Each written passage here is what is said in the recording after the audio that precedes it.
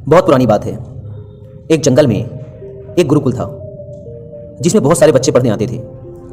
एक बार की बात है, गुरुजी सभी विद्यार्थियों को पढ़ा रहे थे, मगर एक विद्यार्थी ऐसा था जिसे बार बार समझाने पर भी समझ में नहीं आ रहा था। गुरुजी को बहुत तेज से गुस्सा आया और उन्होंने उस विद्यार्थी से कहा, जरा अपनी हथेली तो दिखाओ बेटा।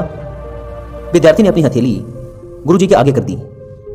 हथेली देखकर गुरुजी बोले, बेटा तुम घर चले जाओ, आश्रम में रहकर अपना समय व्यर्थ मत करो, तुम्हारे भाग्य में विद्या नहीं है। शिष्य ने पूछा, क्यों गुरुजी? गुरुजी ने कहा, तुम्हारे हाथ में विद्या की रेखा नहीं है।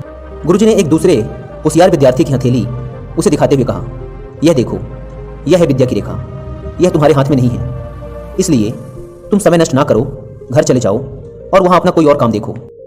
यह सुनने के बाद उस विद्यार्थी ने अपनी जेब से एक चाकू निकाला जिसका प्रयोग वह रोज सुबह अपने दातून काटने के लिए किया करता था।